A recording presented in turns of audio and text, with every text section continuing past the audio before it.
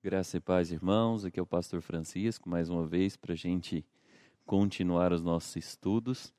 Quero dizer que estou muito feliz, com a nossa caminhada até aqui e tenho certeza que Deus tem muito mais ainda para acrescentar na vida de cada um de nós. Então, quero te convidar, a estar atento a tudo aquilo que você vai estar aprendendo, a colocar em prática aquilo que você tem aprendido aqui na Academia Bíblica da Fé e também, a ajudar-nos na divulgação, e também para abençoar outras vidas, que nós estejamos a cada dia mais, multiplicando aquilo que nós temos aprendido aqui, tá bom? Então, nesse momento, quero agradecer pela tua presença, por você estar aqui. Você é um vitorioso, uma vitoriosa, porque certamente você quer crescer, na graça e no conhecimento do Senhor, como nós aprendemos, na nossa última lição. E eu tenho certeza que Deus tem algo grande para acrescentar nas nossas vidas e que nós possamos, nesta noite, estar aqui crescendo. Amém? Vamos orar? Vamos apresentar diante do Senhor a nossa aula, colocar diante do Altíssimo. Ore comigo. Senhor Jesus, aqui nós estamos diante da Tua presença, apresentando as nossas vidas diante do Teu altar. Eu quero neste momento, Senhor, agradecer por cada um dos irmãos que tem se dedicado ao estudo, a cada um dos irmãos que tem se dedicado, ó Pai, a buscar mais conhecimento, a se fortalecer.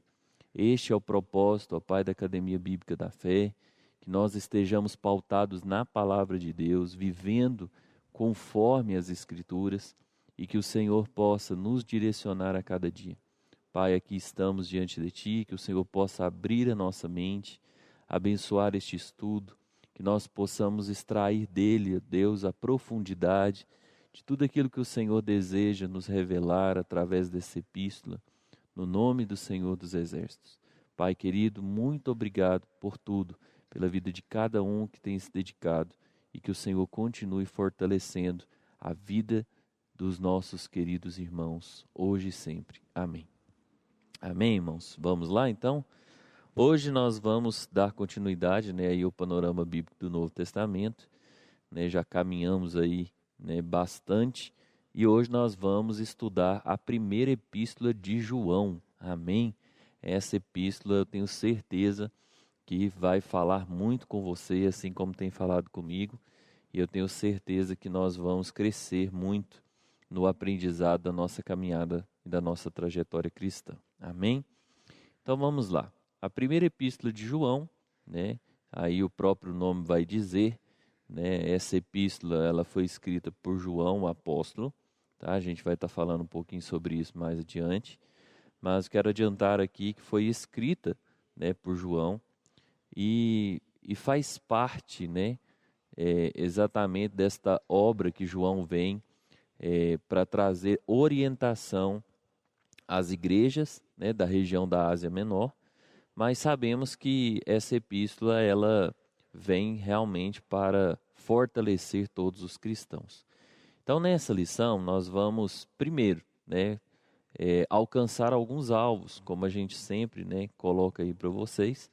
O primeiro deles é entender, no que se fundamenta a comunhão cristã. E aí nós vamos aprender bastante sobre o que é a comunhão, sobre como nós, podemos desenvolver a comunhão em Cristo.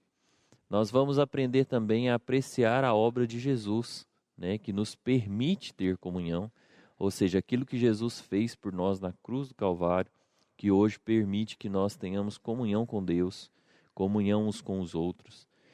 E também nós vamos aprender a seguir o padrão de Deus nos nossos relacionamentos, no nosso relacionamento com os nossos irmãos, no nosso relacionamento com Deus.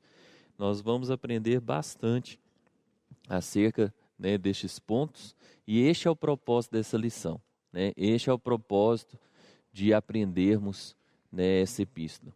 Você vai ver o quanto João tem propriedade e autoridade para falar sobre isso. O que é autoridade? A autoridade é aquela pessoa que ela detém o conhecimento, né? E mais do que isso, não só o conhecimento, como a prática. Então, o apóstolo João é alguém, né, que realmente tem toda a autoridade para falar sobre o amor de Deus, sobre a comunhão de Deus, sobre como nós devemos nos portar, porque foi alguém que caminhou muito com Jesus. João, ele é o último discípulo, né, a morrer, aquele que, como a gente pode brincar, né, o único que morreu de morte morrida, porque todos os demais discípulos, né, foram de alguma forma martirizados, mas quando nós olhamos para João, nós vemos um cuidado de Deus, né, para com a sua vida e também, né, como nós aprendemos aqui já no evangelho dele, segundo João, nós vemos que João também era aquele discípulo amado, né, que se intitula como discípulo amado. Então, tenho certeza que nós vamos caminhar e aprender bastante. Então vamos lá, para a nossa visão panorâmica, vou estar postando para vocês aí também, que são aquelas informações básicas, onde a gente fala do qual grupo, né, de livros do Novo Testamento que essa epístola faz parte. Como a gente tem dito até aqui, também faz parte das epístolas gerais, ou seja, são epístolas que não têm um destino certo, né, embora a gente acredita e pela história, pelos pais da igreja, a gente acredita que essa epístola, ela tinha um alvo, né, as igrejas da Ásia Menor, mas não fala qual igreja, fala as igrejas. E eu diria que esse alvo não é só as igrejas, né, da Ásia Menor, que era a igreja daquele tempo, né, mais propriamente dita a igreja de Éfeso, que era onde Paulo escreveu, o local onde João, desculpe, escreveu essa epístola. Então, nós vamos ver, né, que ele envia essa epístola para orientar as igrejas daquele tempo que estava passando por um momento, né, onde as heresias, as circunstâncias à volta, né, estava tentando tomar o lugar da palavra de Deus, da concepção da sã doutrina. Então nós vamos realmente aprender bastante aqui. A data, né, em que esta epístola foi escrita, né, aproximadamente entre 85 e 95 depois de Cristo, porque, né, possivelmente essa epístola é escrita muito próximo do Evangelho de João, né, que é escrito ali já mais para o final da vida, né, do apóstolo João. O versículo, né, que destaca essa epístola, né, está lá no capítulo 5. Queria que você acompanhasse comigo aí, 1 João, capítulo 5. Olha só o que diz aí no versículo de número 13. Eu diria que esse versículo é um bom resumo daquilo que essa carta vem propor. Então ele vai dizer: estas coisas vos escrevi, a fim de saberdes que tendes a vida eterna, a vós outros que credes em o nome do Filho de Deus. Então, aqui ele está falando exatamente de princípios, né, de valores, de como nós temos a comunhão com Deus e, mais propriamente dito, como nós podemos ter a certeza da nossa salvação. Amém? Então, é uma epístola que vai falar muito sobre comunhão e nós vamos aprender aqui como essa palavra, né, está trazendo diversas faces da comunhão, onde às vezes a gente ouve falar essa palavra comunhão, a gente logo lembra, né, de estar em comunhão com os irmãos, de passarmos um tempo juntos, de termos um momento onde nós podemos nos reunir, mas nós vamos ver que a comunhão ela é muito além do que só uma reunião, do que só termos afinidade com um ou com outro, mas a comunhão está ligada realmente ao contexto do que o Senhor tem para nós, né, à essência do que Deus criou para cada um de nós. Então vamos lá. Essa epístola ela poderia ser dividida, né? Eu vou mandar aí o esboço, né? Ou seja, como ela estaria dividida, né? Então ela subdividiria-se em 5 partes, né? Que vai tratar a respeito desse assunto tão importante que é a comunhão, mas em cada um dos capítulos, dos 5 capítulos dessa epístola, você vai ver que vai trabalhar a questão da comunhão, né, de uma maneira bem particular. Então, lá no capítulo 1, nós vamos ver João trabalhando as condições para que a comunhão aconteça. No capítulo 2, nós vamos ver, né, a questão das cautelas para que essa comunhão aconteça, ou seja, a importância de nós termos comunhão uns com os outros. Depois ele vai falar sobre as características dessa comunhão, né, sobre como nós podemos ter comunhão com Deus, vencendo o pecado, de como nós podemos ter comunhão com os irmãos, vencendo a nós mesmos. Então aqui traz uma base da comunhão, né? Ou seja, a importância de nós permanecermos na luz, tá bom? No quarto capítulo vai falar sobre o comportamento na comunhão, como nós devemos nos comportar, ou qual tem que ser o comportamento do crente, né, que tem comunhão. E vai falar também no capítulo 5 sobre as consequências da comunhão. O que ter comunhão com Deus nos leva aonde? Né? Qual o nosso alvo ao ter comunhão com Deus, ao ter comunhão com os nossos irmãos? Então aqui vai tratar isso no capítulo número 5.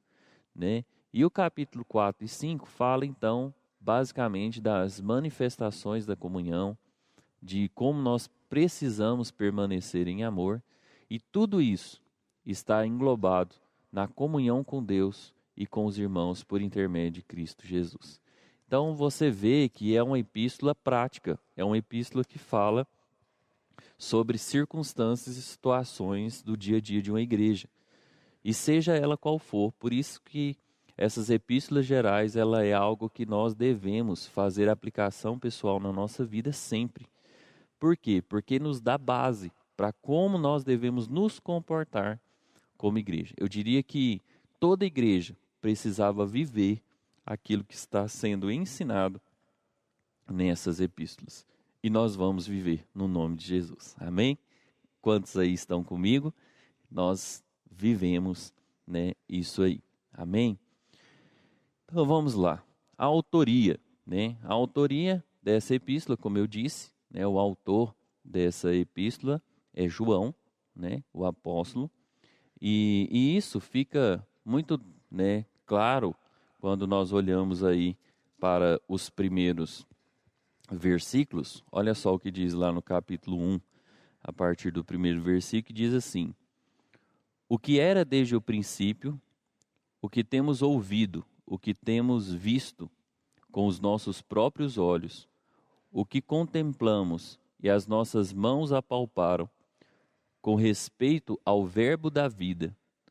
E a vida se manifestou, e nós o temos visto, e dela damos testemunho, e vô-la anunciamos a vida eterna, o qual estava com o Pai e nos foi manifestada. O que temos visto e ouvido anunciamos também a vós outros, para que vós, igualmente, mantenhais comunhão conosco. Ora, a nossa comunhão é com o Pai e com seu Filho Jesus Cristo. Estas coisas, pois, vos escrevemos para que a nossa alegria seja completa. Então, o que João está dizendo aqui? João está falando a respeito de Jesus Cristo, mostrando Jesus como o Verbo.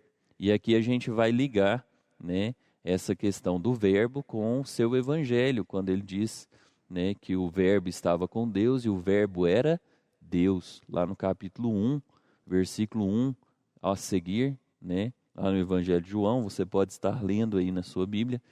Compare, eu quero que você faça essa comparação, anote essa referência, né, que não vai estar no material aí que eu te mandei.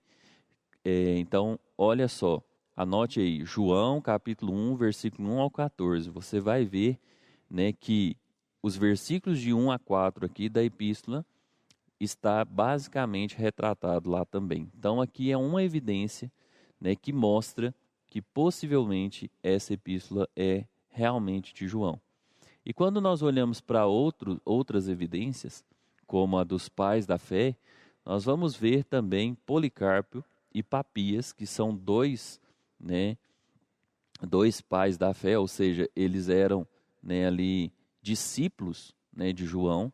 Esses homens vão afirmar que essa epístola é de João. Então, não há tanta dificuldade, embora a epístola ela é uma epístola que não traz um autógrafo, né, aquilo que nós aprendemos aqui já.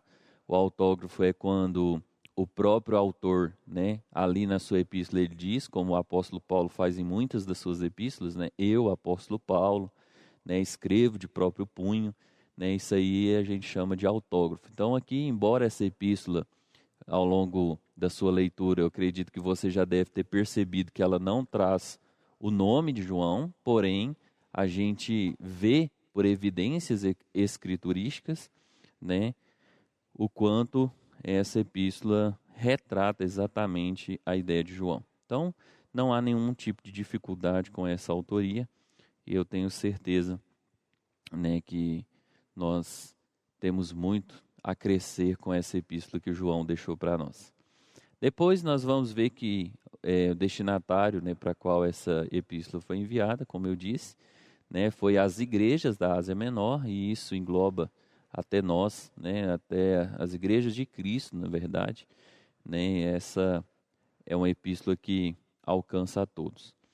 E o propósito, né, nós vamos ver que o propósito dessa epístola é realmente trazer o verdadeiro conhecimento de Deus. E nós precisamos buscar isso, né? Por quê? Porque naquele tempo estava havendo ali no meio, né? A gente já estudou algumas epístolas que retratam, né, já alguma perseguição, alguma dificuldade lá, né, no ano 60 depois de Cristo, ano ali até o ano 70, né, quando o templo é destruído e tudo mais. Mas a gente vai ver que ao longo, né, do primeiro século, além da perseguição que a igreja passa, e nesse momento que a perseguição já está bem reduzida, mas a gente vê agora uma crescente nas heresias, nos falsos mestres, os falsos profetas. E João ele traz isso aqui justamente para refutar isso. Então, João vai tratar aqui sobre alguns assuntos importantes, né? O primeiro assunto que ele vai tratar é sobre santidade. E aí eu queria que você acompanhasse comigo. Olha só o que diz lá em 1 João, capítulo 1, versículo 6, né? Se dissermos que mantemos comunhão com ele e andarmos nas trevas, mentimos e não praticamos a verdade. Querido, sabe o que eu acho interessante? É que essa epístola você vai ver João sendo categórico. João trazendo duas direções, ou a verdade ou a mentira, ou certo ou errado. Então, queridos, a vida cristã é assim, não tem um meio termo, não tem uma situação onde dá para a gente dar um jeitinho, entendeu? Então, quando a gente olha para isso que ele está dizendo aqui, se dissermos que temos comunhão com ele e andamos nas trevas, mentimos e não praticamos a verdade. Se a gente diz que anda com Deus, mas as nossas práticas é completamente contrário, isso é uma mentira e nós estamos enganando a nós mesmos. No capítulo 2, versículo 15, ele também vai falar sobre santidade. Ele vai dizer: não ameis o mundo, nem as coisas que há no mundo. Se alguém amar o mundo, o amor do Pai não está nele. E quantas vezes, né, nós olhamos hoje em dia para o mundo, o que o mundo nos ensina? Então a gente tem que ter isso em mente. Não podemos amar o mundo, amar as coisas deste mundo. Nós precisamos amar a Deus sobre todas as coisas. E ele vai trazer no capítulo 3, olha só o que ele diz lá no versículo 16. Nisso conhecemos o amor, que Cristo deu a sua vida por nós, e devemos dar a nossa vida pelos irmãos. Será que nós estamos preparados para isso? Nós precisamos entregar a nossa vida para os nossos irmãos. E quando ele está dizendo isso, não é para a gente ser crucificado, é para que a gente se coloque no lugar do outro, para que a gente possa abençoar uns aos outros, para que a gente possa dar a nossa vida também em serviço, em servir na casa do Senhor. Quando você serve na casa de Deus, seja em qual ministério for, se você ainda não faz isso, quero te encorajar a fazer. Por quê? Porque nós fomos chamados para dar a nossa vida em prol da vida dos nossos irmãos. Então, fazer isso é cumprir a palavra de Deus. Pastor, eu só dou a minha vida, né, pelos irmãos se eu estiver em um ministério? Não somente, querido, mas é você estar se doando, né, doando a sua vida em prol da vida de muitas pessoas. Quando nós ajudamos nas ações da igreja, nas ações sociais, quando você ajuda alguém necessitado, nós precisamos estar atento, né, ao cuidado com os nossos irmãos. Então aqui fala, né, sobre essa santidade. E no capítulo 5, lá no versículo de número 18, né, diz também assim: sabemos que todo aquele que é nascido de Deus não vive em pecado. Antes, aquele que nasceu de Deus o guarda, e o maligno não lhe toca. Aqui, queridos, é um texto onde fala sobre a importância de nós não vivermos no pecado. Então, se você é um crente, se você é um cristão, se você anda com Deus, você não pode viver na prática do pecado. É incompatível você viver na prática de qualquer pecado, seja pornografia, seja, né, o sexo fora do casamento, seja tantos pecados, né, seja na libertinagem, na bebida, na prostituição, no consumo de drogas. Não dá para alguém caminhar com Deus vivendo a prática do pecado. Nós precisamos viver exatamente a nossa comunhão plena com o Senhor. Então, aquele que nasceu de Deus, o Senhor o guarda, o Senhor te livra do maligno. Mas as tentações, elas podem vir, as dificuldades, elas podem surgir, né? Mas nós podemos vencê-los no nome do Senhor. Então não quer dizer que você vai deixar de ter vontade ou deixar de ser tentado, né? Até o próprio Cristo foi tentado. O que nós precisamos entender é que quando temos comunhão com Deus, o próprio Deus nos dá o livramento, porque a palavra do Senhor diz que com a tentação vem também o livramento. Amém? Então que nós possamos estar atentos a isso. E a vida de santidade é uma constância, a vida de santidade é um processo. Nós estamos no processo de santificação. Assim como eu falei aqui outro dia, a respeito de que, né, aquela frase de John Wesley, né, quando ele diz que no momento da conversão, né, um crente, né, uma pessoa, ela é tirada do mundo.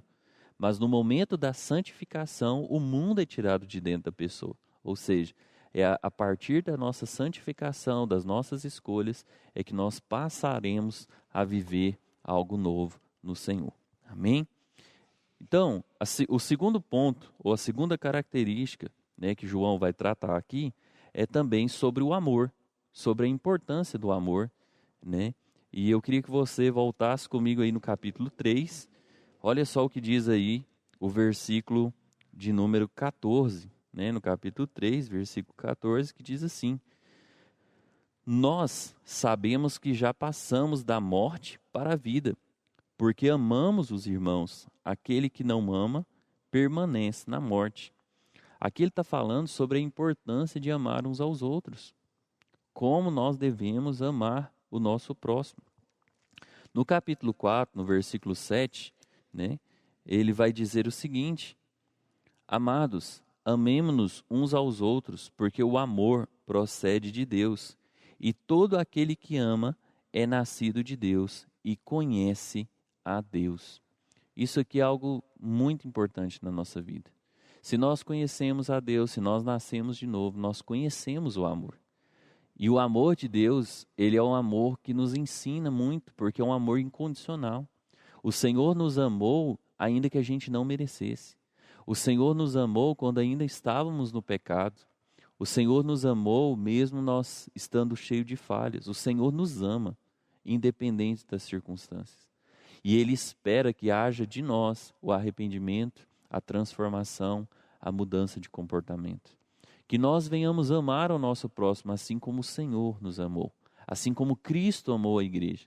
que nós possamos amar a todos os irmãos. Isso é importante, queridos. Isso é ter vida com Deus. E ele vai dizer lá no versículo 10 e 11, nisto consiste o amor, não em que nós tenhamos amado a Deus, mas em que Ele nos amou e enviou seu Filho como propiciação pelos nossos pecados. Amados, se Deus de tal maneira nos amou, devemos nós também amar uns aos outros. Olha só como essa referência aqui volta lá em João, né? Lá em João 3,16. Porque Deus amou o mundo de uma tal maneira. Veja que aqui a mesma característica linguística, a mesma característica escriturística, onde ele diz que se Deus nos amou de uma tal maneira, devemos nós também amar uns aos outros. Então nós precisamos estar amando uns aos outros.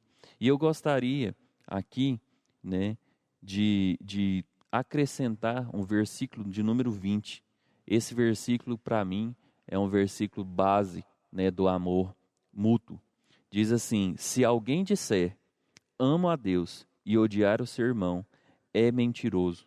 Pois aquele que não ama o seu irmão a quem vê, não pode amar a Deus a quem não vê. Queridos, que palavra dura, que palavra difícil.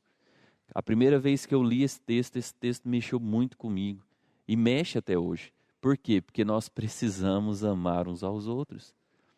E se a gente não amar, já pensou sermos chamados de mentirosos? Então nós precisamos buscar viver a verdade. Precisamos perdoar. Precisamos passar por cima do nosso ego. Precisamos vencer as nossas diferenças. E como igreja, entender que sem amor, não passamos de mentirosos. Se nós não amamos, se você tem algum problema com seu irmão, se você tem algum problema com o seu próximo, se você tem algum problema com um parente seu, resolva isso. Essa é uma palavra de Deus para a tua vida nessa noite. Né? Nós estamos aqui numa noite de ensino e é necessário que a gente aprenda, não só, né, ler um texto, mas colocar em prática.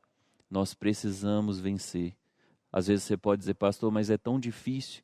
Mas ore, jejue, vença a sua carne, vença a sua vontade, vença o seu ego e receba da parte de Deus aquilo que há melhor. Porque é impossível alguém ter comunhão com Deus se não tem comunhão com seus irmãos. Aqui o texto é muito claro.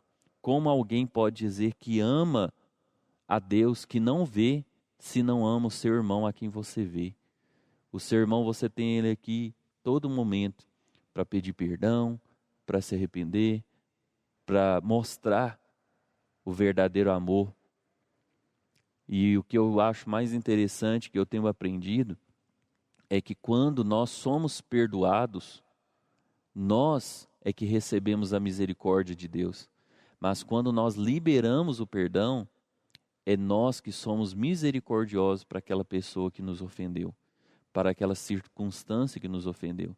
E quando nós fazemos isso, nós passamos a viver o melhor de Deus. Amém? Vamos lá então, capítulo 4, versículo 3. Olha o que diz aí, né? Essa é a terceira característica, né? Então lá no capítulo 4, no versículo 3, João vai dizer o seguinte: e todo espírito que não confessa Jesus não procede de Deus, pelo contrário, este é espírito do anticristo, a respeito do qual tendes ouvido, e que é presentemente já está no mundo. Aqui João está refutando uma falsa doutrina. Aqui João está refutando heresias, que nós vamos tratar mais adiante, que estava trazendo, né, ensinamentos contrários. E muitas pessoas estavam sendo enganadas por isso. Assim como acontece nos dias de hoje, nós vamos ver que, na verdade, tudo isso que acontecia lá na igreja do primeiro século mantém-se, né, ainda ondas até o dia de hoje. E quantas pessoas caem na mesma cilada de Satanás, doutrinas de demônios, doutrinas malignas, que têm destruído as pessoas. Lá no versículo 15 do mesmo capítulo, capítulo 4, ele vai dizer: aquele que confessar que Jesus Cristo é o Filho de Deus, Deus permanece nele e ele em Deus. Aqui é mais uma refutação à falsa doutrina que estava sendo usada naquele tempo.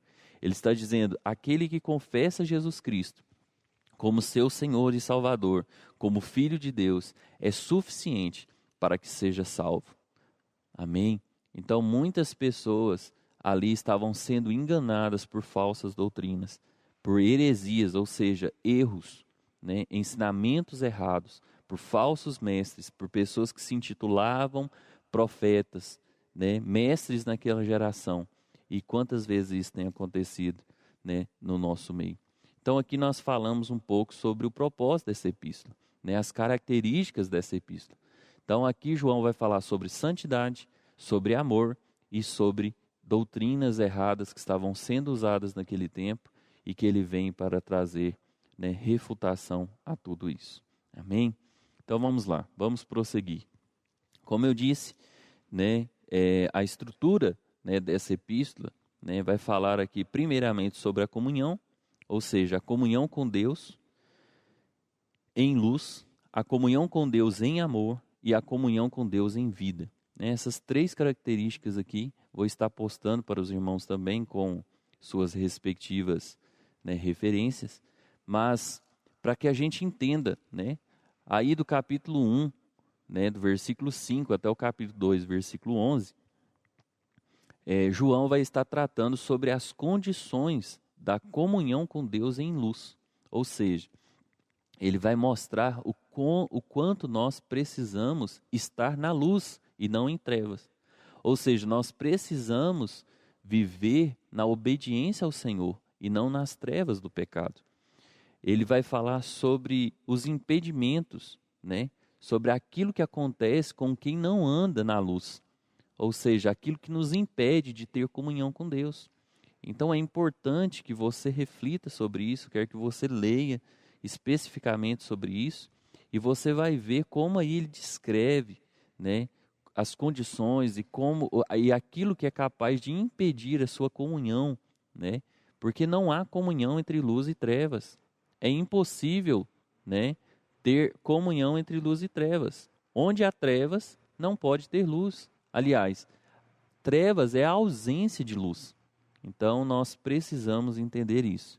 Depois ele vai falar sobre a comunhão com Deus em amor, né? O mal que nega o amor, ou seja, as ações do maligno. O amor que contraria o mal. Então a gente vai ver que onde há amor, não há espaço para o mal. E onde há mal, não há espaço para o amor. Ele vai falar também sobre a comunhão com Deus em vida, né? Ou seja, a base, né, para essa comunhão com Deus. Então nós precisamos, né, estar muito embasados nesta comunhão de estarmos com o Senhor. E por fim, ele vai falar sobre o privilégio dessa comunhão, né? Lá em 1 João, capítulo 5, do versículo 13 ao 21, ele vai falar sobre os privilégios de sermos filhos de Deus, o privilégio de sermos salvos no Senhor, o privilégio de estarmos conectados, né, àquilo que o Senhor tem para as nossas vidas. Então, que você possa meditar, refletir um pouco nisso. Pare, leia, entenda, aplique isso na sua vida e certamente você vai viver esta comunhão, né, com o Senhor.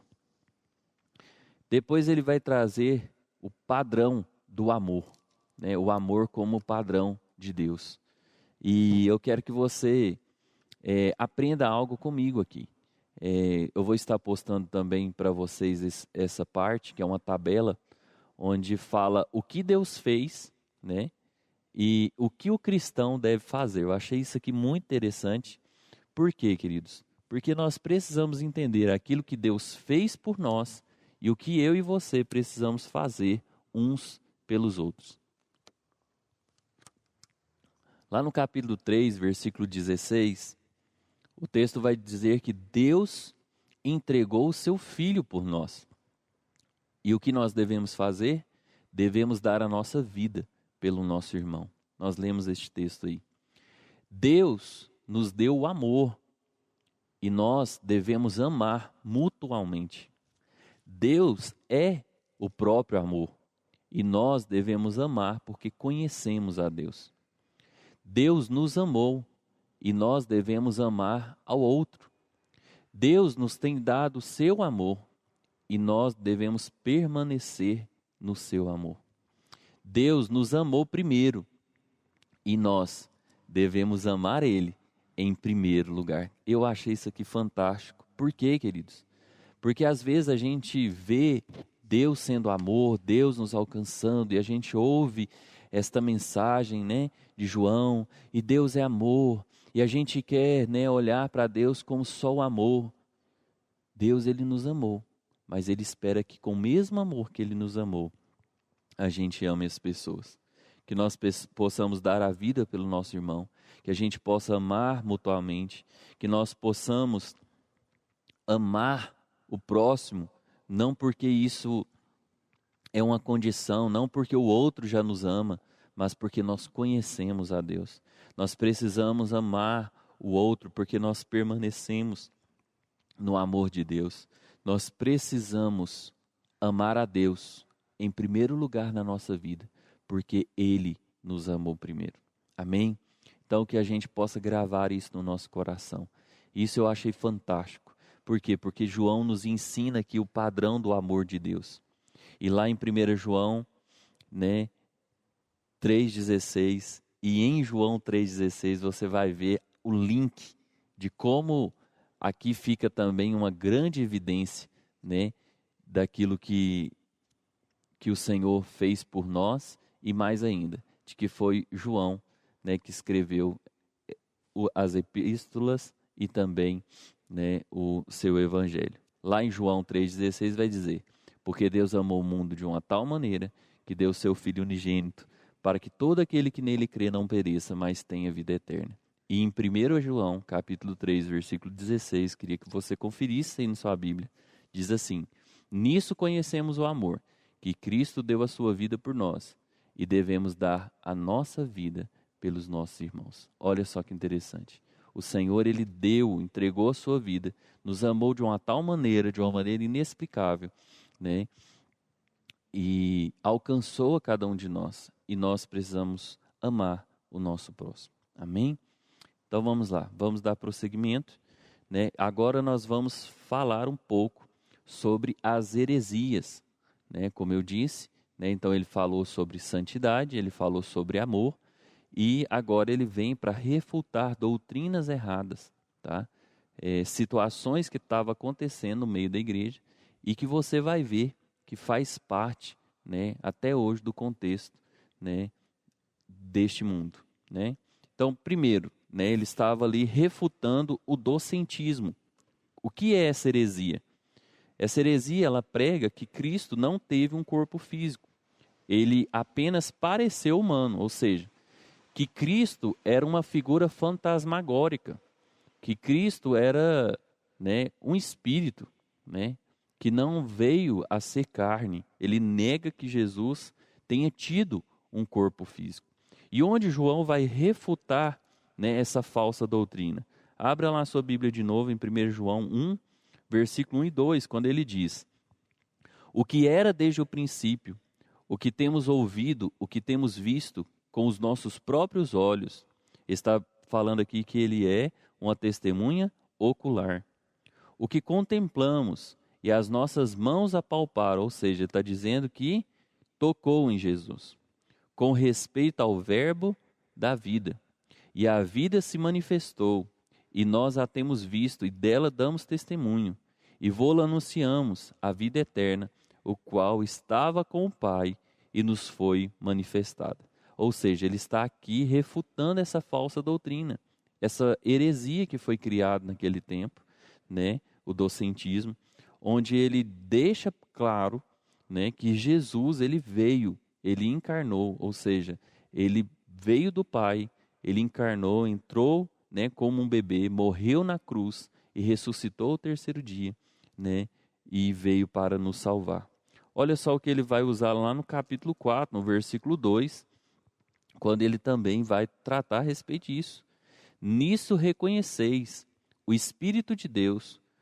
Todo espírito que confessa que Jesus Cristo veio em carne é de Deus. Ou seja, é necessário. Olha, preste atenção que ele está falando. Nisso reconheceis o Espírito de Deus.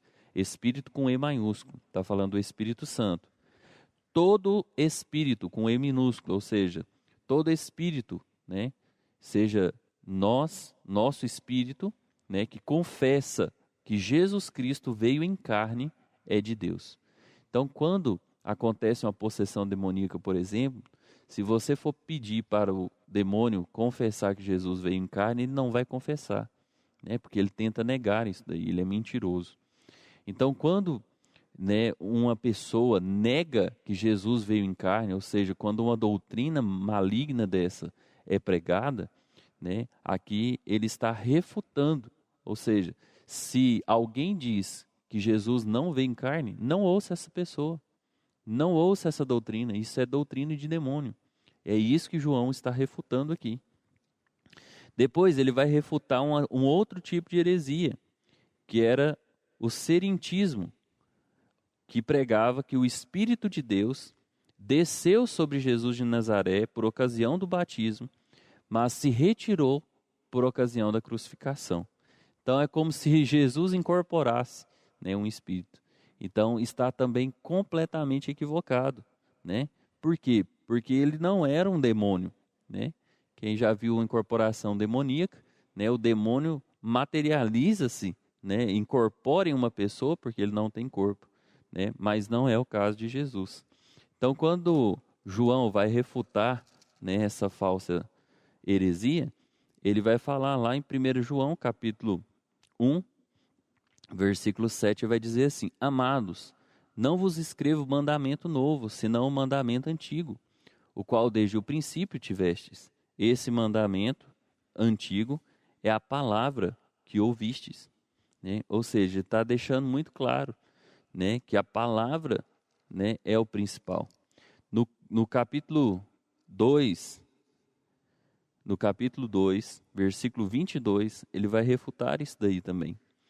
Quem é mentiroso, senão aquele que nega que Jesus é o Cristo? Este é o anticristo, o que nega o Pai e o Filho.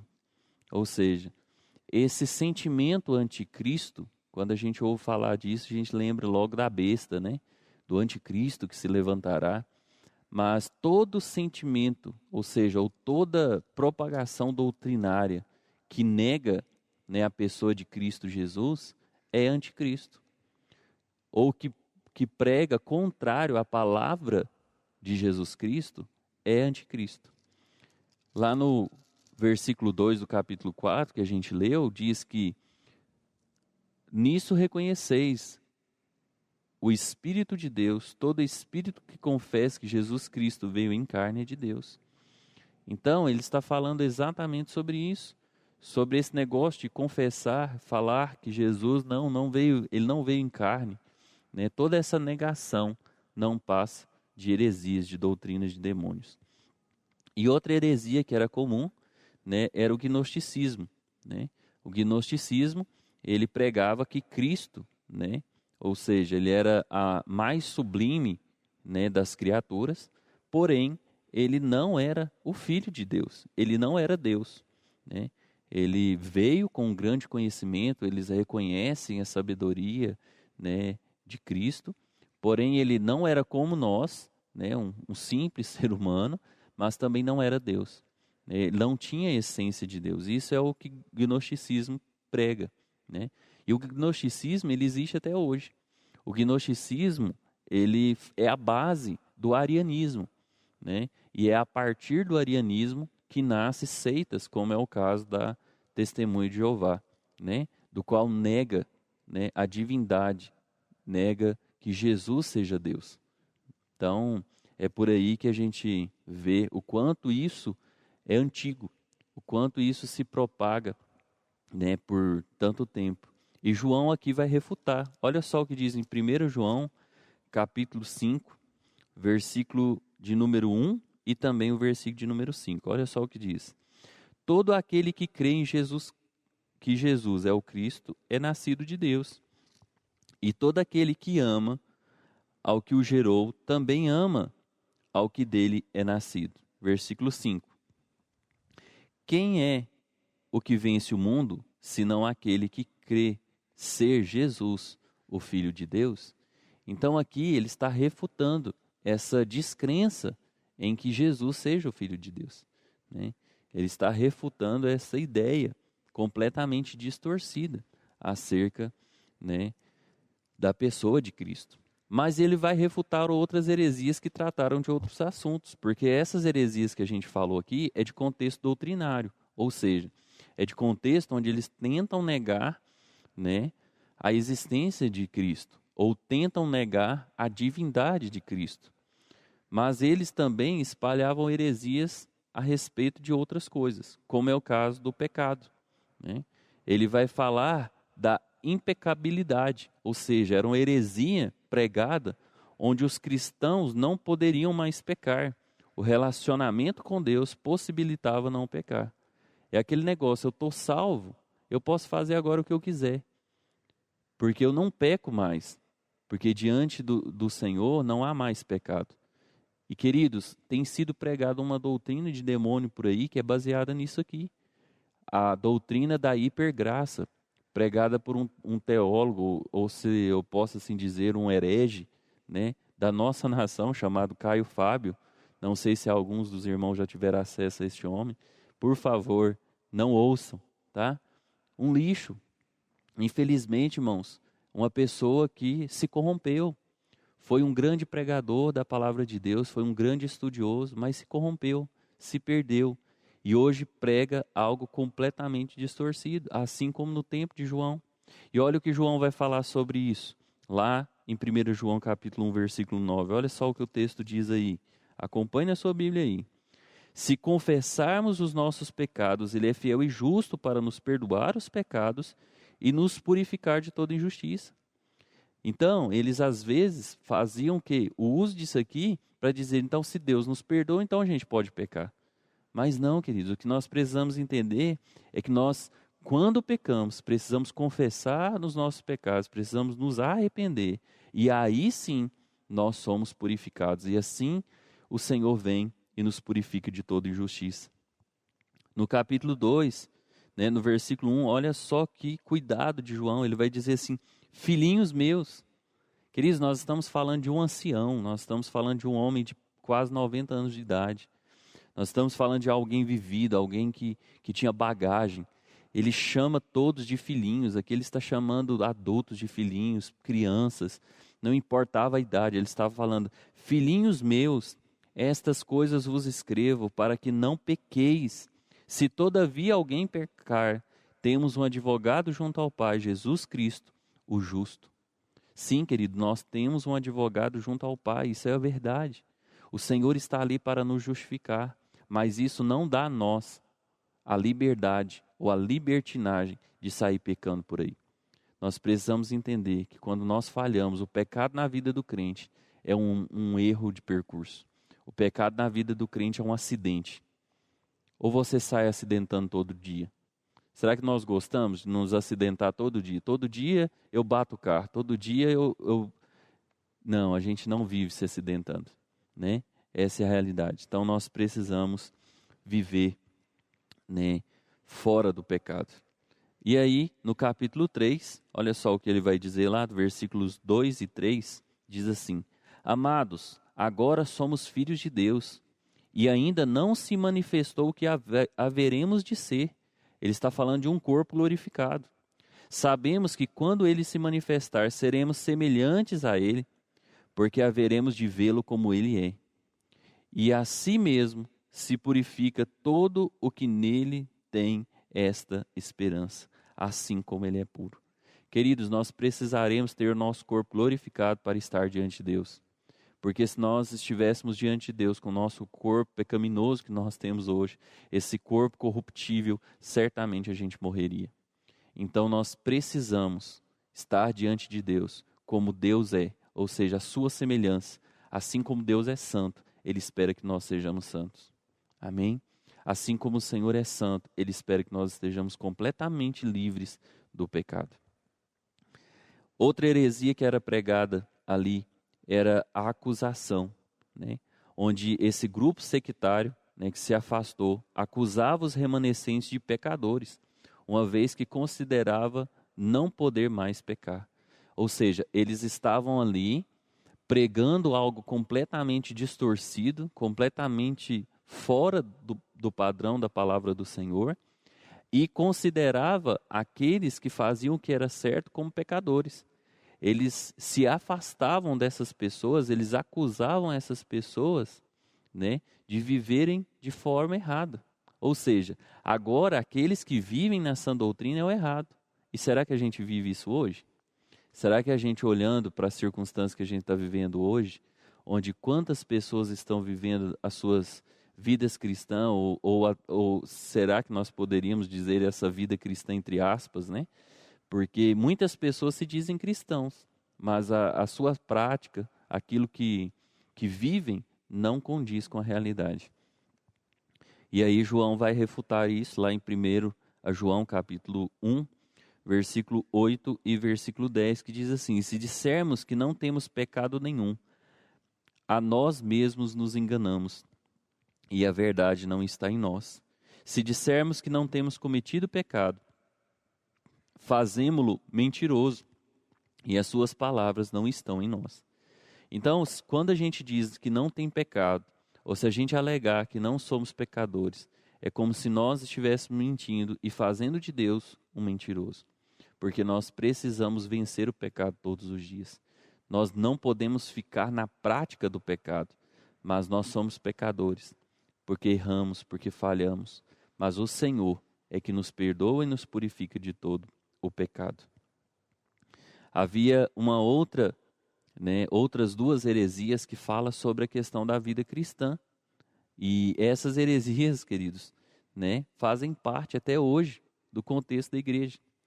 A primeira delas era o separatismo, A comunhão com Deus não implicava mais na comunhão comunitária.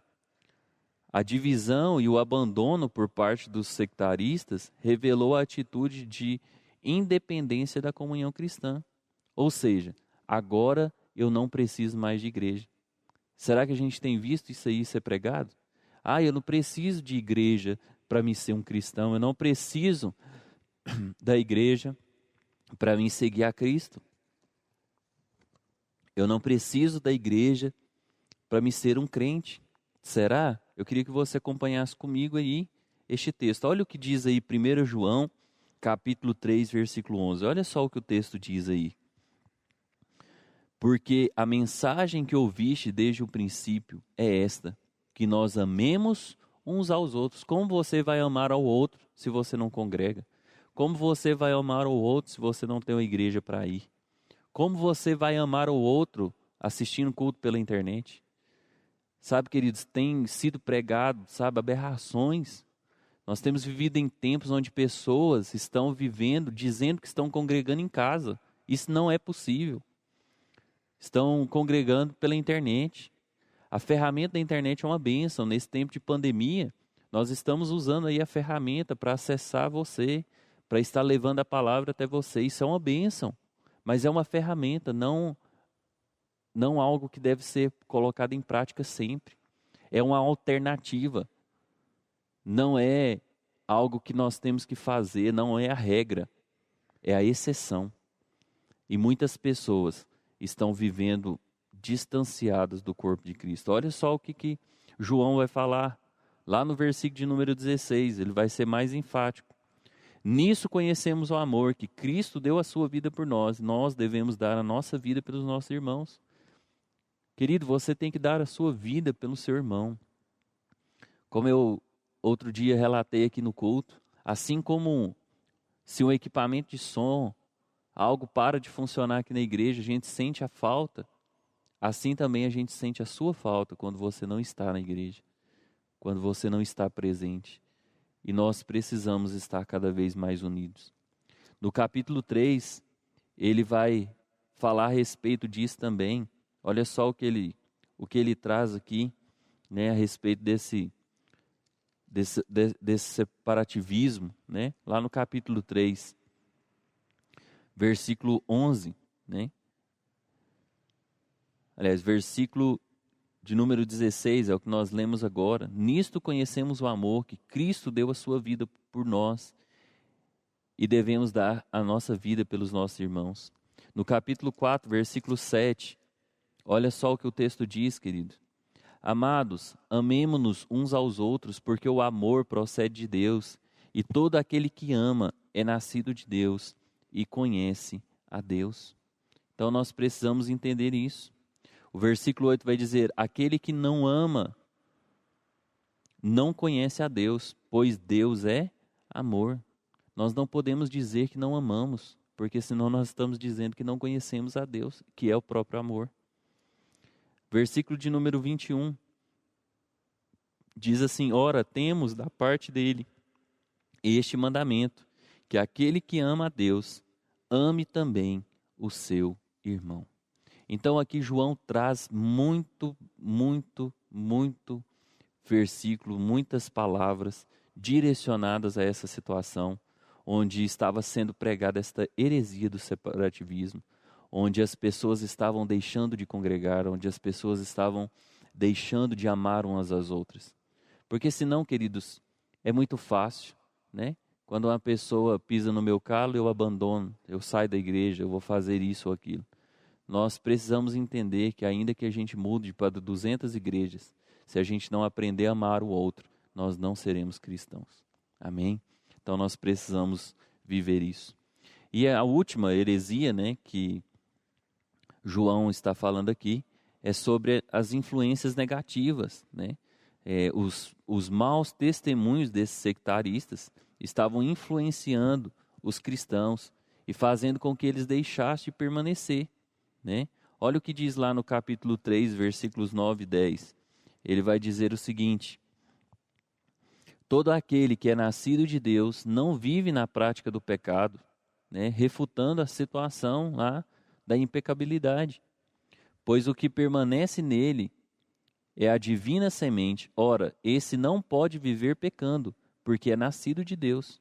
Então, nós cristãos não podemos viver no pecado, porque nós fomos nascidos no Senhor. Nisso são manifestos os filhos de Deus e os filhos do diabo.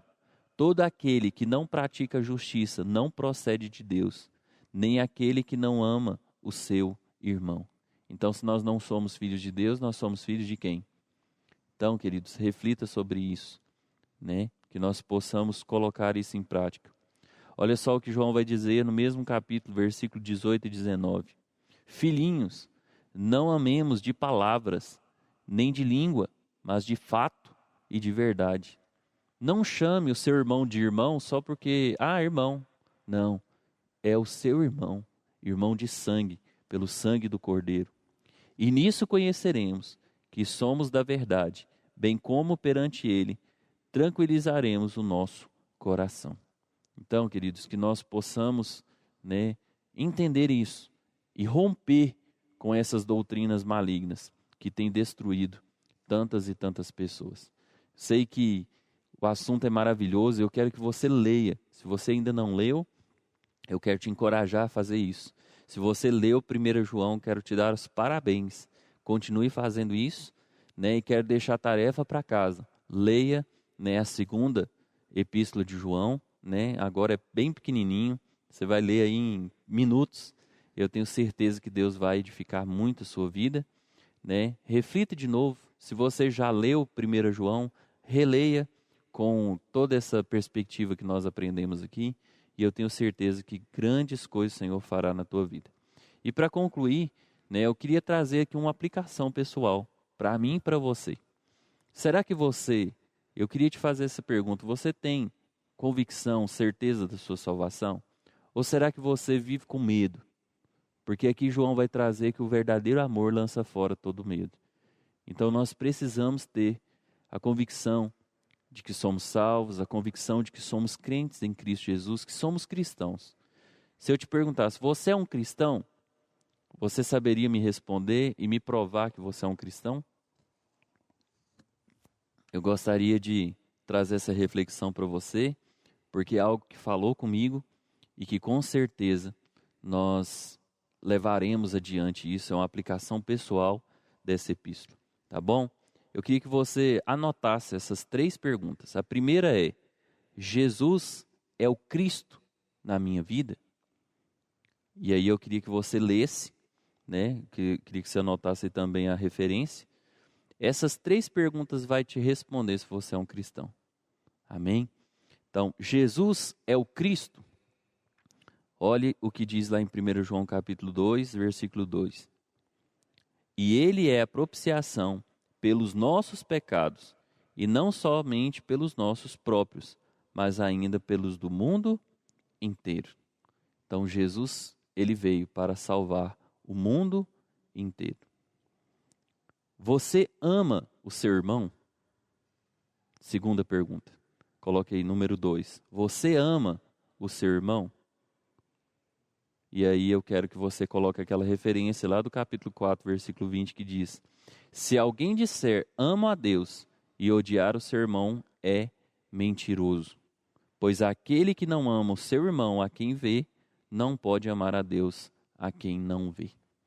Então essa é uma palavra dura, mas que certamente nos levará a refletir sobre isso. E a terceira pergunta, coloque aí número 3. Você obedece a palavra de Deus? Você obedece a palavra de Deus? Lá no capítulo 2, versículo 4, né, essa é a referência, capítulo 2, versículo 4. Aquele que diz, eu conheço, e não guarda os seus mandamentos é mentiroso, e nele não está a verdade. De nada adianta eu conhecer a Bíblia inteira, participar de todo o curso do Panorama Bíblico do Novo Testamento, o Velho, fazer curso de teologia, seminário, ser mestre em teologia, doutorado, PhD, mas se eu não viver a palavra de Deus, de nada adianta. Então, se a sua resposta é sim para essas 3 perguntas, Jesus é o Cristo, é o Salvador da minha vida? Sim. Se você ama o seu irmão, se você tem comunhão com os seus irmãos, com a sua igreja, com a sua família, com o lugar onde você está, se você não tem briga com ninguém, se a resposta é sim, glória a Deus. Você obedece à palavra do Senhor? Sim. Então tenha certeza da sua salvação. Então tenha certeza que você é um cristão de verdade, que você é um seguidor de Jesus. Porque é isso que o Senhor espera de nós. Que nós venhamos reconhecê-lo como Senhor e Salvador da nossa vida, que nós venhamos amar o nosso próximo como a nós mesmos e que nós venhamos a viver a sua palavra todos os dias. Amém? Que o Senhor possa abençoar grandemente a tua vida. Vamos orar, agradecendo por este momento. Senhor Deus, muito obrigado por tudo aquilo que o Senhor tem feito em nossos corações, por mais uma noite de aprendizado, que o Senhor possa fazer com que nós cresçamos em obediência e graça diante de Ti. Guarda as nossas vidas e nos livre de todo mal. Abençoe cada família, Senhor, representada. Que o Senhor venha, Pai, com Teu cuidado sobre cada um de nós. Pai, que esta palavra fique gravada em nossos corações e que possamos, assim como João, refletir o amor de Cristo, a comunhão com o Senhor, a comunhão com os nossos irmãos, e que nós possamos viver isso e refutar toda sorte de heresia, toda doutrina diabólica, tudo aquilo que Satanás tem tentado minar na vida da igreja, na vida dos teus filhos. Que o Senhor esteja guardando a cada um de nós, hoje e sempre, no nome do Senhor Jesus. Amém, queridos? Que o Senhor abençoe e até a próxima semana, se assim o Senhor nos permitir. Amém.